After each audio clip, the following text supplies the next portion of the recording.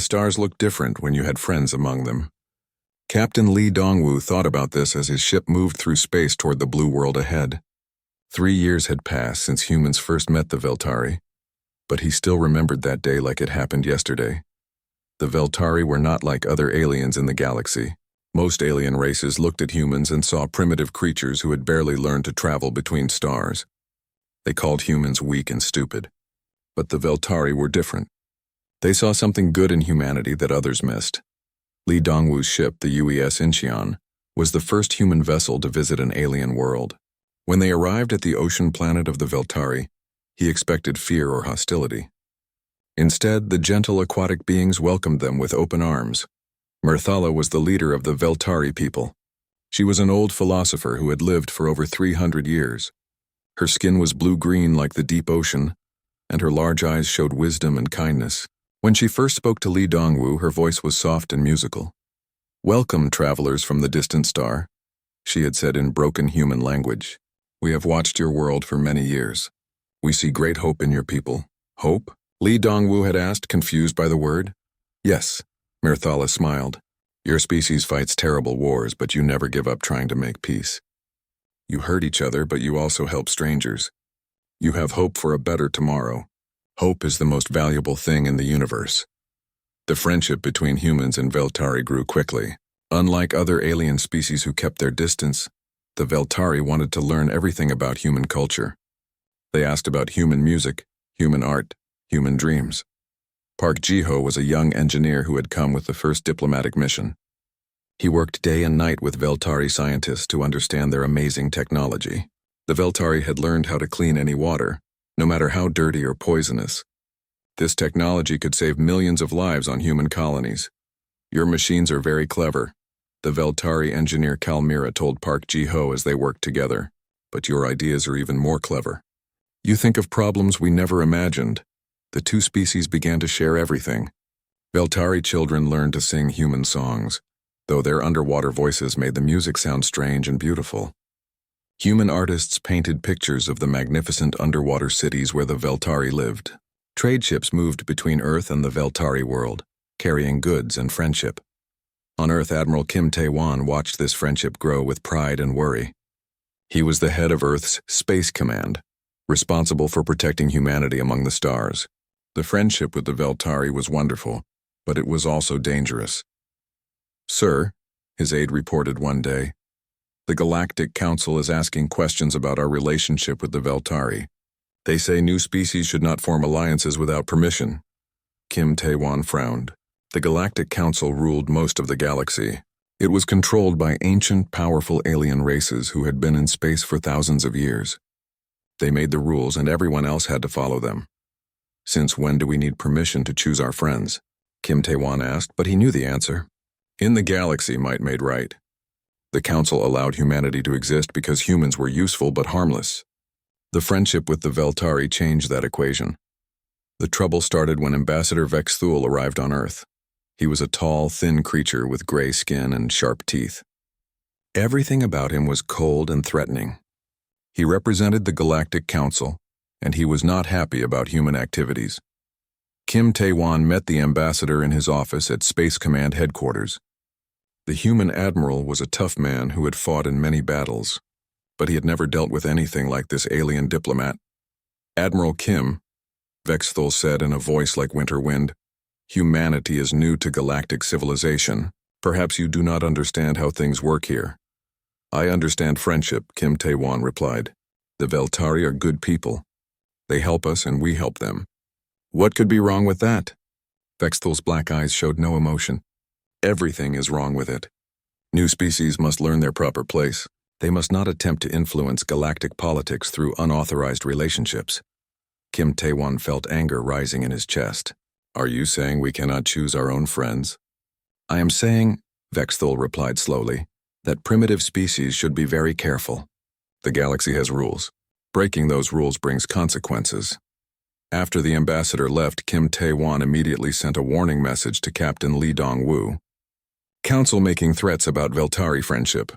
Watch for trouble. Be ready to leave quickly if needed." Far away on the Veltari world, Dr. Yoon So-jin was living her dream. She was Earth's best expert on alien life, and she had spent 6 months with the Veltari learning about their culture. These gentle creatures had become like family to her. She was studying Veltari poetry when the warning message arrived. Her heart began to beat faster as she read Admiral Kim's words. She ran through the underwater corridors to find Mirthala, the old Veltari leader, was teaching a group of youngsters about Earth's history when Yoon So-jin burst into the chamber. Mirthala, she said breathlessly, my government thinks there might be danger. The Galactic Council does not like our friendship. Mirthala's large eyes grew sad, but she did not look surprised. We knew this day might come, dear friend. Some beings in the galaxy believe that different species should not trust each other. They think power is more important than love. What should we do? Yoon So-jin asked. We do what friends always do, Mirthala said gently. We stay together. We support each other. We never let fear destroy what we have built. That night, Yoon So-jin could not sleep. She swam through the beautiful underwater city, looking at the glowing coral towers and listening to the Veltari evening songs. These people were completely innocent. They had never hurt anyone. All they wanted was peace and friendship with their neighbors. The next morning brought terrible news. Long-range sensors had detected Council warships moving toward Veltari space. These were not exploration vessels or diplomatic ships. They were massive battlecruisers designed for war. Captain Lee Dong-woo sent an urgent message to Earth. Council attack fleet approaching Veltari system. Count at least 40 ships. Veltari have no real military, cannot defend against this force. Request immediate assistance, but Earth was too far away. Even their fastest ships would take weeks to reach the Veltari world. Human technology was good, but it was not magic. All they could do was watch and wait and hope. Dr. Yoon So-jin found Mirthala standing on a high balcony, looking up at the stars through the clear water above their city. Are you afraid? Yoon asked. No, Mirthala said quietly. Death is part of life. But I am sad that hatred has come to our peaceful world. Maybe the council ships are just here to talk, Yoon suggested, though she did not believe it herself. Mirthala turned to look at her human friend. Dear Yoon, you know that is not true. But do not blame yourself. This is not about our friendship. This is about fear. The council fears what we represent. What do we represent? Hope, Mirthala said simply. Hope that different species can work together. Hope that the strong can choose to help the weak instead of controlling them. Hope that the galaxy can be better than it is. 3 days later, the council fleet arrived in Veltari space. Mirthala sent one final message to Earth, broadcasting on all human frequencies. Dear friends on distant Earth, her voice said across the vast emptiness between stars. If you are hearing this message, then we are in great danger. The council ships have come to our world. They say we have broken galactic law by helping humanity. They say we must be punished for our friendship. There was a pause. In the background, Yoon So-jin could hear the sound of panic spreading through the underwater city. Veltari voices calling out in fear and confusion. We do not regret knowing you, Mirthala continued. You showed us that love can exist between different peoples. You showed us that friendship is stronger than fear. Whatever happens to us now, remember that. Remember that the most important thing in the universe is caring for others. The transmission began to fade. Tell Captain Lee Dong-woo that we... Then there was only silence. On Earth, Admiral Kim Tae-won stared at the communication screen as the signal died. His hands were shaking with rage. Dr. Yoon So-jin had tears running down her face. The galaxy was about to learn what happened when someone hurt people that humans loved. Commander Choi Min-ho was drinking coffee at his desk when the screaming started. It was 3 a.m. at Europa Station, Jupiter's moon where humans had built their biggest listening post. Most of the galaxy was asleep, but space never slept. Radio signals traveled between stars 24 hours a day, and it was Choi Min-ho's job to listen to them. The first emergency call came at 0317 hours, then another, then dozens more, all from the same place. All from the Veltari world.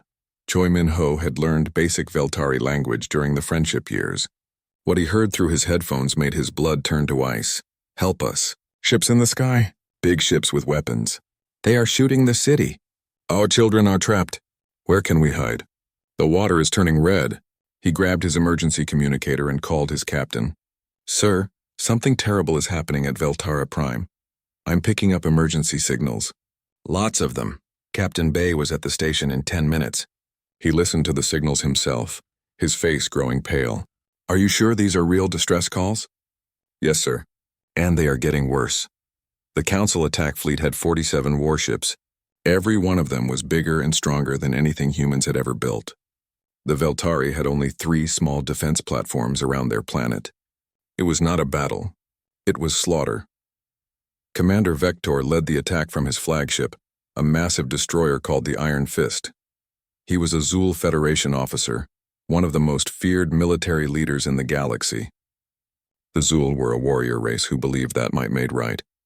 They thought peaceful species like the Veltari were weak and deserved to die. The attack began with lies.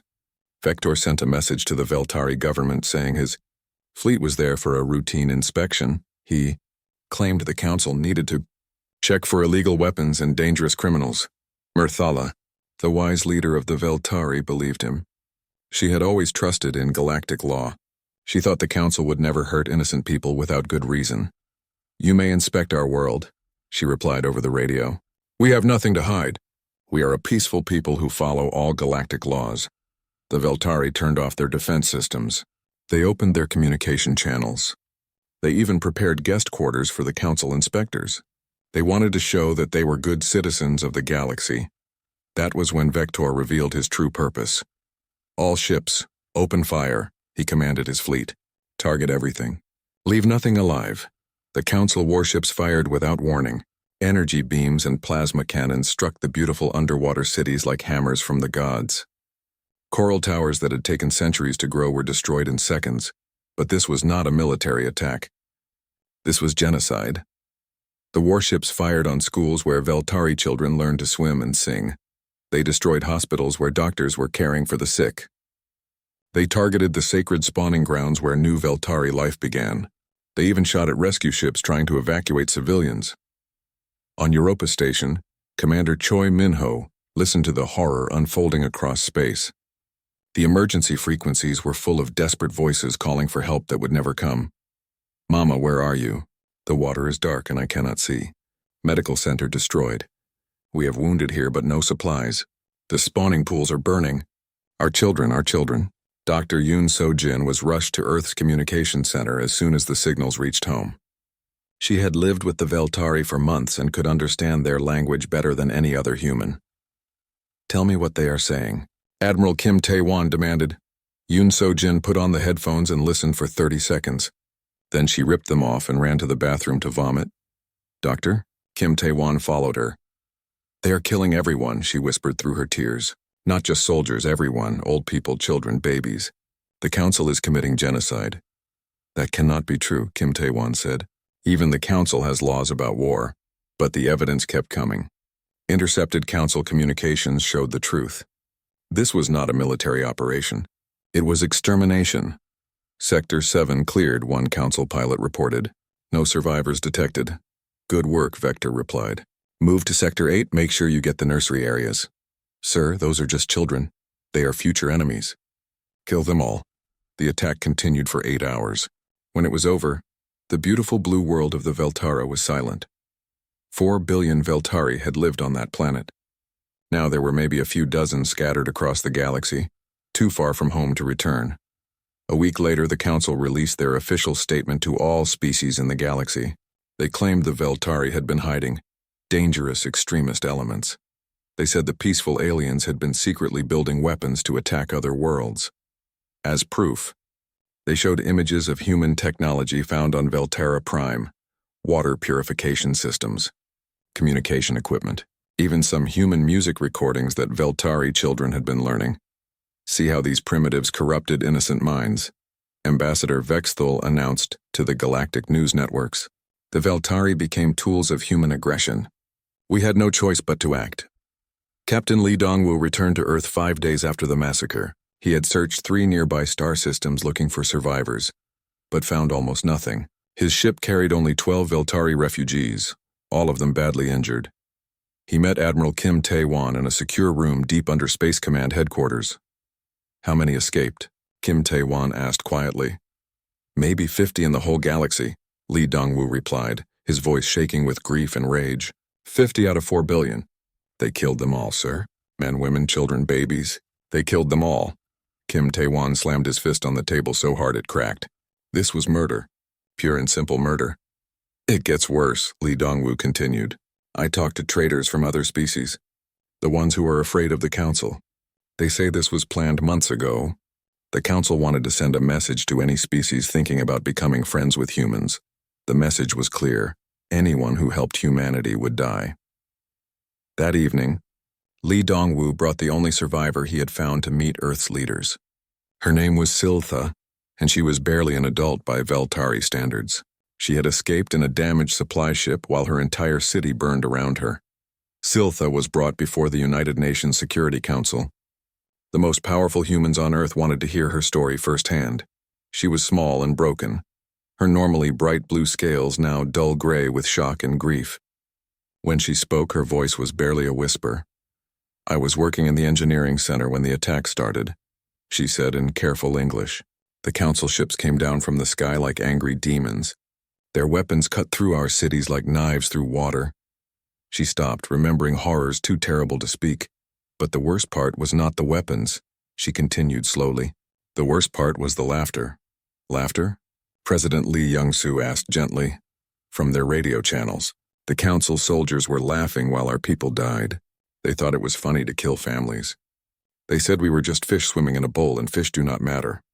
The room was completely silent. Every human leader felt rage growing like fire in their hearts. Siltha looked up at them with her large, sad eyes. Mirthala's final words were about humans. She said you were the best friends my people ever had. She said you would remember us when the rest of the galaxy forgot. That night, President Lee Young-soo spoke to the world. Every human on Earth and in the colonies watched as their leader addressed the species. Citizens of Earth, he said, his voice filled with cold anger. Today we learned the true nature of the Galactic Council. They have murdered our friends. They have committed genocide against innocent people whose only crime was showing kindness to humanity. He looked directly into the camera, speaking to every human alive. The galaxy thinks this will make us afraid. They think we will hide like frightened children and never cause trouble again. They are wrong. We will not forget the Veltari. We will not forgive their murderers, and we will not rest until justice is served. Deep in military bunkers around Earth, soldiers and scientists were already preparing for what would come next. The galaxy had shown its true face. Now it would see humanity's. 6 months after the Battle of Luna Station, President Lee Young-soo stood on the bridge of humanity's newest ship. The UES Veltari Memorial was not the biggest vessel in the galaxy, but it was the most respected. Through the great windows, Lee could see dozens of alien representatives waiting in smaller ships. They had come from across the galaxy to hear Earth's terms for the new peace. The old Galactic Council was gone forever. The age of human protection had begun. Are you ready, Mr. President? Admiral Kim Tae-won asked quietly. Lee nodded. It was time to speak to the galaxy. The broadcast reached every inhabited world, on planets where the Council had ruled through fear for thousands of years. People gathered around communication devices to hear what the humans would say. Citizens of the galaxy, Lee began, his voice strong, but not threatening. 6 months ago, the Council murdered our friends to teach us our place. Today, I stand here to tell you what we learned from their lesson. He paused, looking out at the alien ships that had once been enemies. We learned that peace is not simply the absence of war. True peace comes from the willingness to fight for those who cannot protect themselves. Ambassador Han Mi-young was Earth's new representative to what remained of galactic government. Before the war, she had been a diplomat who always tried to solve problems with words instead of weapons. Now she understood that sometimes words were not enough. The rules are simple, she told the gathered alien leaders. Any species that threatens innocent people will face the same fate as the old Council. We will not allow genocide.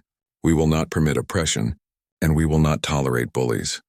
The Zul Federation no longer existed as a government. Their territory had been divided among the species they had conquered over the centuries. Former Zul slaves now ruled their own worlds, protected by human patrol fleets that made sure no one would enslave them again.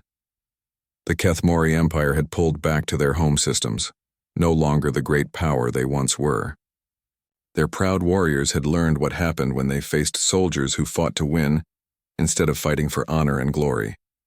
Dozens of smaller species had declared independence from council rule. The galaxy was free for the first time in recorded history, and everyone knew who had made that freedom possible. Admiral Lee Dong-woo now commanded the human patrol fleets that kept peace throughout former council space. His ships were stationed at important points across the galaxy, ready to respond to any threat against innocent people. "Sir," Lieutenant Commander Koo Hee-jin reported from the bridge of the UES Busan, "we are receiving an emergency signal from the Theta Cygni system. Pirates are attacking a refugee convoy." "Set course immediately," Lee Dong-woo ordered without hesitation. Maximum speed. This was the new reality. Human ships rushing through space to defend the weak, not because they had been ordered to, but because it was the right thing to do. The pirates at Theta Cygni were former council military officers who had turned to crime after their government collapsed. They thought a convoy full of refugees would be easy prey with valuable cargo. They were completely wrong. When the Busan arrived, the pirates tried to escape. But human ships were faster than anything else in the galaxy. The criminals were captured within 2 hours and handed over to the refugee government for trial. "Thank you," the refugee leader said to Koo Hee-jin, as medical ships cared for the wounded. "Without your help, we would all be dead or enslaved." "That is what friends do for each other," Koo replied, thinking of the murdered Veltari. "We protect one another." Back on Earth, Dr. Yoon So-jin was leading the Veltari Memorial Project. Working with Siltha and other survivors scattered across the galaxy, they were preserving everything they could about the destroyed species. "We cannot bring them back to life," Yoon said as she carefully organized Veltari art and music in a new museum. "But we can make sure the galaxy never forgets them." Siltha had grown stronger during the months since the war ended. The terrible trauma of losing her entire species would always be with her. But she had found a new purpose in life. She was helping to establish Veltara Nova, a colony world for the few dozen Veltari who had survived. "The humans kept their promise," she told reporters from the galactic news networks. "They could have forgotten about us after winning the war, but they remembered their friends. They gave us a second chance at life." Veltara Nova was a small ocean world placed under human protection, but the Veltari governed themselves completely. It was not a large planet, but it was home to the last members of a species that had believed in peace and friendship above all else. Admiral Kim Tae-won had become something the galaxy had never seen before. The commander of an interstellar peacekeeping force that actually worked to keep peace instead of enforcing oppression. His fleets patrolled the major trade routes, protecting merchant ships from pirates and raiders. They responded to natural disasters, bringing emergency aid to worlds hit by earthquakes, storms, or asteroid impacts. They stopped conflicts between species before they could grow into full wars. "The galaxy is learning how to live differently," he told President Lee during one of their regular meetings.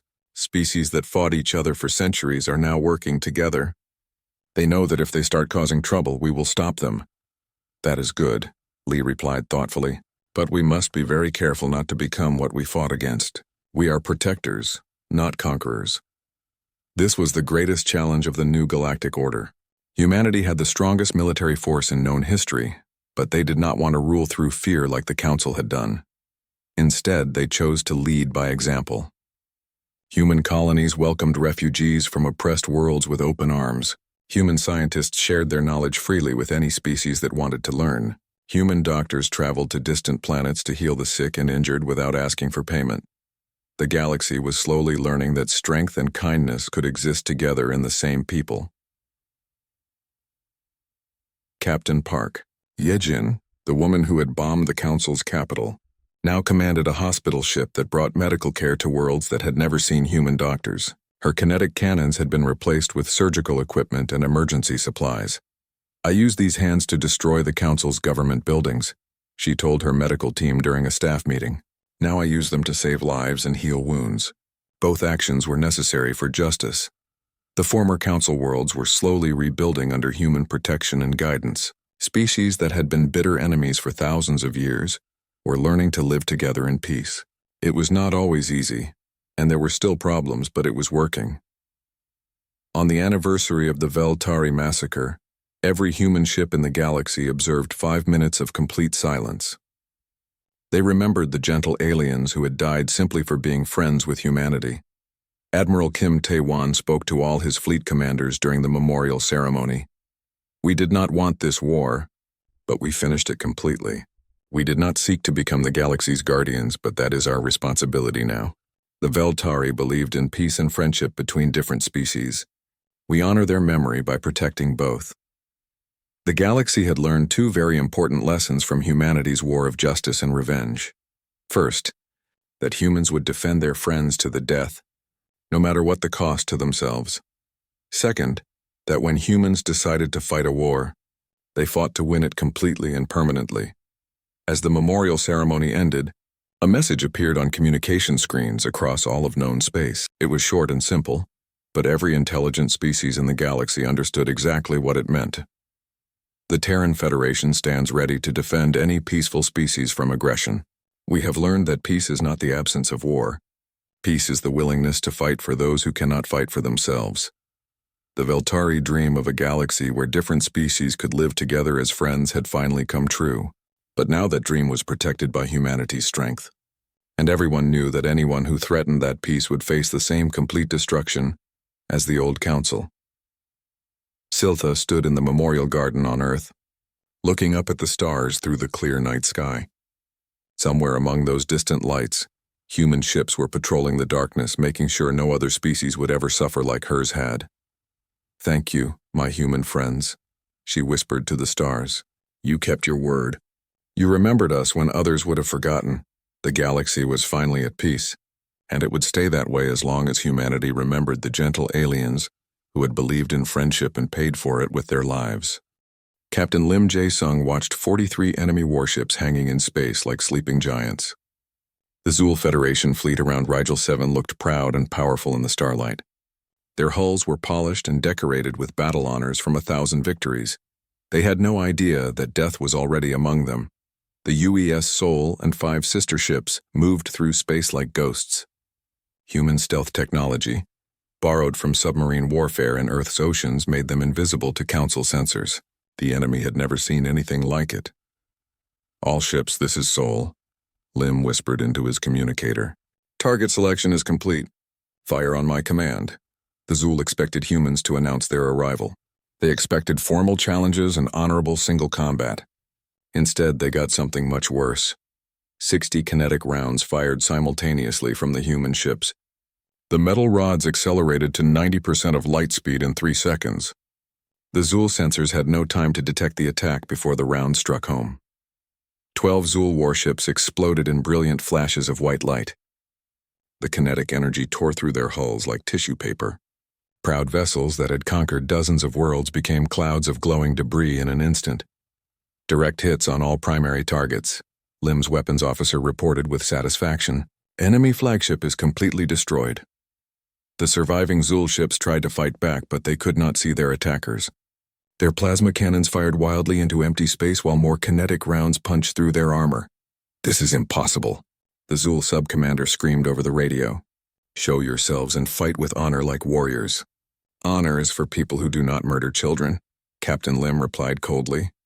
Then he ordered another volley.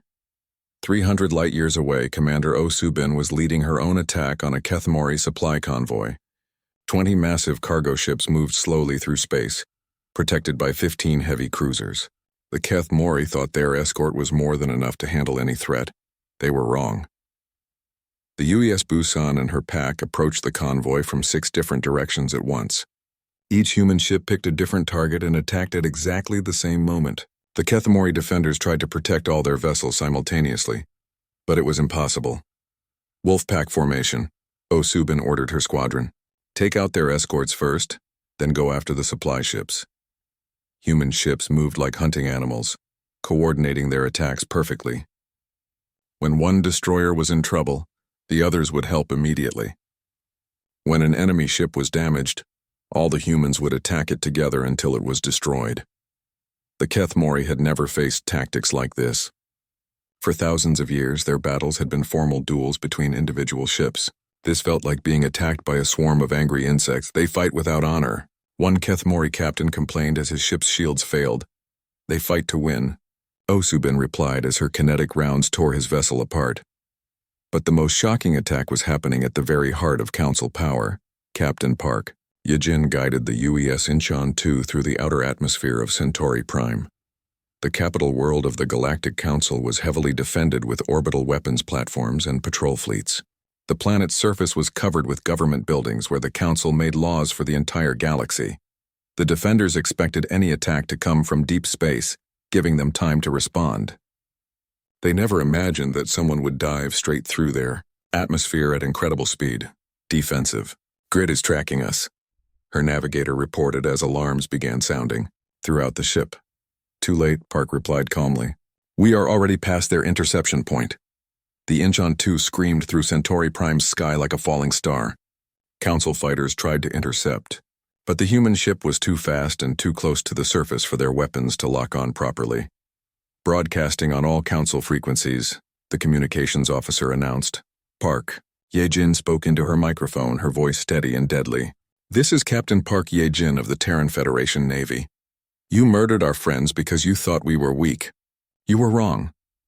As she spoke, her ship's kinetic cannons fired directly at the Grand Assembly Hall where Council leaders were meeting in emergency session. The massive building where galactic law was made disappeared in a cloud of dust and rubble. This is not conquest. Park continued as more rounds struck government buildings across the capital. This is justice. You wanted to teach humanity its place in the galaxy. Instead, you have learned yours. The message was broadcast to every world in Council space. For the first time in galactic history, someone had attacked the Council's home planet directly. On Earth, Admiral Kim Tae-wan watched battle reports flood into his command center. Every human attack was succeeding beyond their best hopes. Council defenses were crumbling everywhere. Sir, his aide reported excitedly, we have destroyed over 300 enemy ships across 12 star systems. Our losses are minimal. Good, Kim Tae-wan replied grimly. But this is only the beginning. The real test comes when they try to hit back. The Council's response was exactly what humans had expected. Supreme Commander Vector, the Zool officer who had led the massacre at Veltara Prime, gathered the largest military force in galactic history, over 1,200 warships from dozens of different species, all heading toward Earth to crush humanity once and for all. Primitive creatures think they can challenge the galaxy, Vector boasted to his fleet commanders. We will destroy their pathetic world and scatter their bones among the stars. But when Vector's massive armada arrived at Earth's solar system, they found something no one expected. Every asteroid between Mars and Jupiter had been turned into a weapons platform. Every moon was covered with defense installations and shipyards. The planet Mars itself bristled with kinetic cannons that could destroy ships from millions of miles away. This is not possible, Vector muttered, as his sensors revealed the true scope of Earth's defenses. How did they build so much so quickly? Admiral Kim Tae-wan's voice came over the radio, calm and confident. Because we have been preparing for this fight our entire species' history. Welcome to the Sol system, Commander. Try not to die too embarrassingly. The Battle of Luna Station became the most famous space battle in galactic history. Vector's fleet attacked with overwhelming force, expecting to brush aside Earth's defenses through sheer numbers.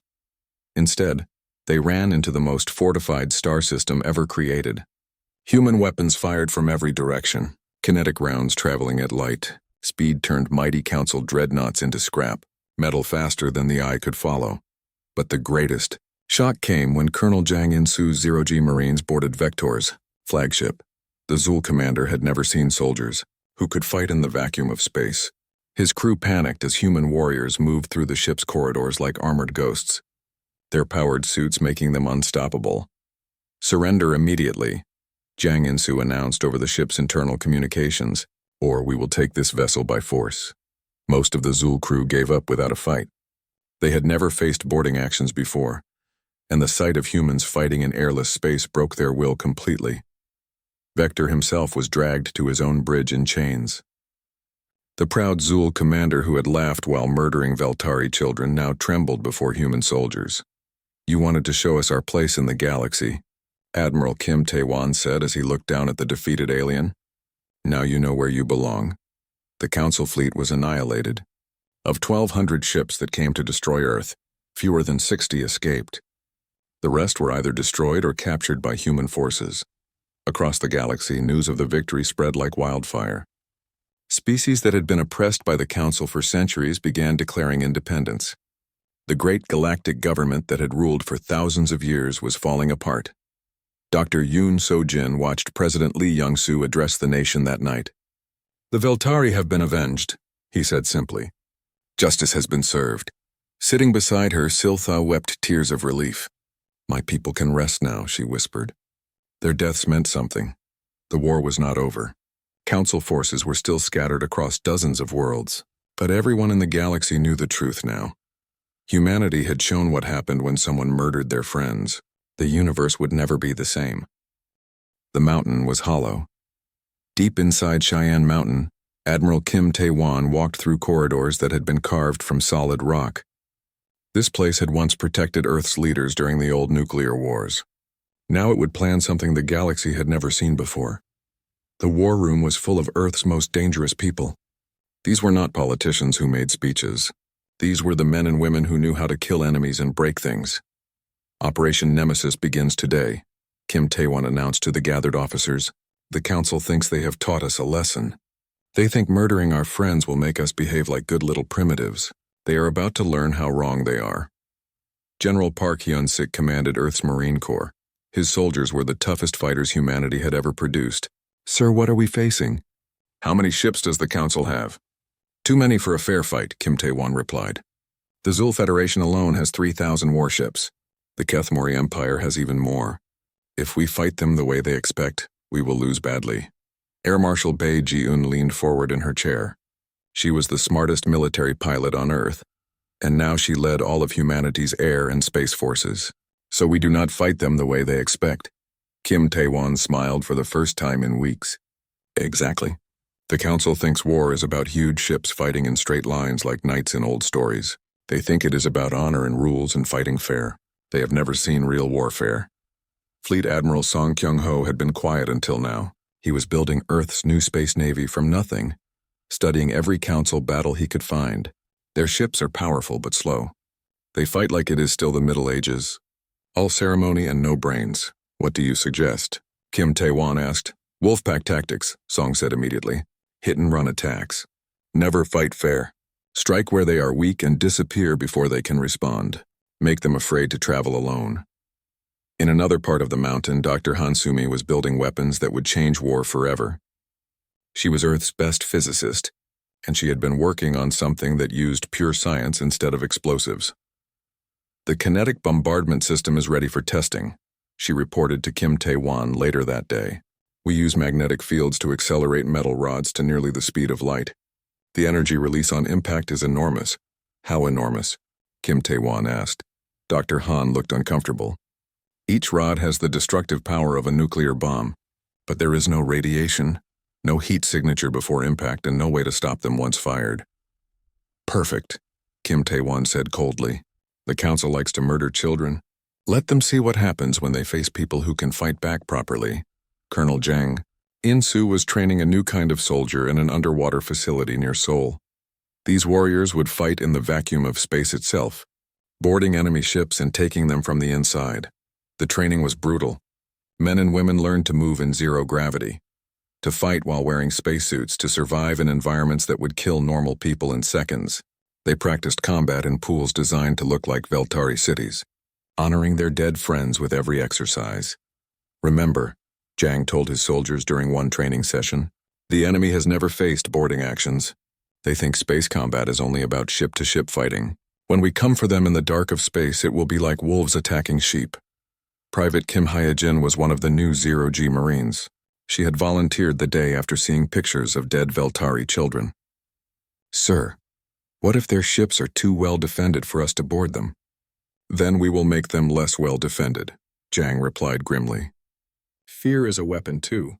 When word spreads that human soldiers can fight in vacuum, they will start making mistakes. Siltha, the young Veltari survivor, worked with engineer Nam Woo-jin to decode Council technology and battle tactics. Her knowledge of their ship designs was giving humanity a huge advantage. "Council species have been fighting the same way for thousands of years," she explained to Nam as they studied captured data. "They are very proud of their traditions and honor codes. But their pride makes them predictable." "What do you mean?" Nam asked. They will never retreat from a fight even when they should. They will never use surprise attacks or dirty tricks. They think war is a game with rules that everyone must follow, but humans understand that war is about winning. Nam smiled grimly. Then we will teach them a new game. Earth's shipyards worked around the clock-building vessels unlike anything the galaxy had seen. These ships were smaller than Council dreadnoughts, but they were faster and deadlier. The UES Seoul was the first of the new stealth destroyers. Captain Lim Jae-sung walked through his ship, checking every system personally. His crew was young and hungry for revenge. "Sir," his weapons officer reported, "the kinetic cannon system is fully operational. We have 60 rounds loaded and ready to fire." "Good," Lim replied. "Make sure every shot counts. We may only get one chance to hurt them." The Seoul and her sister ships were designed for one mission: to strike deep into Council territory and destroy their most important targets. They would not fight honorable battles or follow the rules of civilized warfare. They would hit hard, fast, and without warning. Captain Park Ye-jin commanded the UES Incheon II, named after the ship that had first brought humans to the Veltari world. Her target was the most dangerous of all, the Council's government center on Centauri Prime. "They expect us to ask for justice through their courts," she told her crew during a briefing. "They think we will follow their diplomatic rules and beg them to stop being mean to us. Instead, we are going to deliver justice directly to their front door." The ship's navigator, Lieutenant Osubin, raised her hand. "Ma'am, Centauri Prime has massive orbital defenses. How do we get close enough to attack?" "We do not attack from orbit," Park smiled dangerously. "We go in fast and low, using their own planet's gravity to hide from their sensors. By the time they know we are there, it will be too late." Admiral Kim Tae-won called all his commanders together for one final meeting before the attacks began. The war room was packed with Earth's deadliest people, all of them ready to fight. "In 72 hours we strike," he announced.